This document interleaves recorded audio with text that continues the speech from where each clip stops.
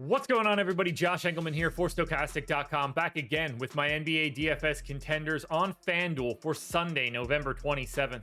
Now be sure to hit that like button, subscribe to the channel, and hit the notification bell so you know when everything goes live. Follow me on Twitter at Josh Engleman.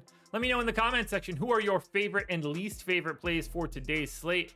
And finally, I need you guys to go check out BetMGM. If you are in a legal betting state and you have not signed up at BetMGM yet, there is a link in the description of this video. Click it, head on over, and make a qualified bet on a World Cup game.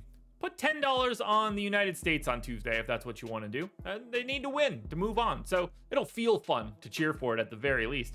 Do that no matter who scores. USA, Iran, a different country. As long as there's a goal scored, you will get $200 in free bets. Seems like a pretty good deal to me.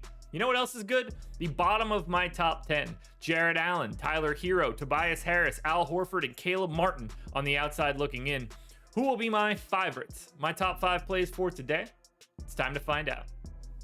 First up at number 5, I'm taking a look at Denny Avdia. I have no idea what the status of most of these Wizards guys are going to be, but Denny's playing close to 30 minutes a game. He's small forward, power forward eligible, 4,400, projected for 24. The goal is 32. He's in the optimal lineup 22% of the time. He's like a 0.8 fantasy point per minute guy, 15% usage, but he does a little bit of everything. 9 points, 7 boards, 2.5 assists, a stock and a half.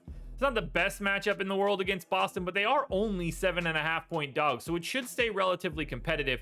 And with the amount of Q tags that are out there for Washington, my assumption is that 1 or 2 guys are still going to be out, at which point I don't think we're moving Denny's minutes around all that much. I think he's just a solid value play with a good MPE. Next up at number 4, we're going to Shake Milton, point guard eligible, 7K, projected for 35. The goal is 45. He's in the optimal lineup 23% of the time. Still no Maxey, still no Harden, still no Joel Embiid, which means we're going 36 minutes to Shake, 0.95 fantasy points per minute, 23% usage, 19 points, 5 boards, 6 assists, a stock and a half. It's a really nice matchup against Orlando. While it is pace neutral, it's not like you're worried about the Orlando Magic in general. It's just another spot where, I still expect his price to climb a little bit as we move forward because he's just soaking up so much playing time and he runs the show. At number 3, I'm going to John Collins, who has not been good this year. Power forward center eligible, 5,600, projected for 30. The goal is 38. He's in the optimal lineup 26% of the time. 32 minutes for Collins. The minutes are there. 0.9 fantasy points per minute. Might be a little lofty, but at some point in time, I expect him to be himself. 16% usage, 13 points, 8.5 boards, and basically 1 of every other stat. It is a pace down spot against Miami, but the Miami Heat have 11 guys that are questionable today. So I assume the Hawks are not going to be facing an extra full strength Miami team, which means that Collins should have the benefit of a really nice matchup. They don't really have guys that play John Collins' position.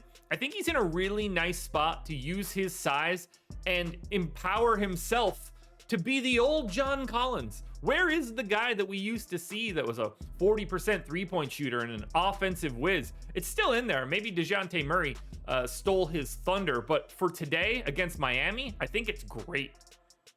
Back to Philly we go at number 2 for D'Anthony Melton, point guard, shooting guard eligible, 7,900, projected for 41. The goal is 49. He's in the optimal lineup 26% of the time.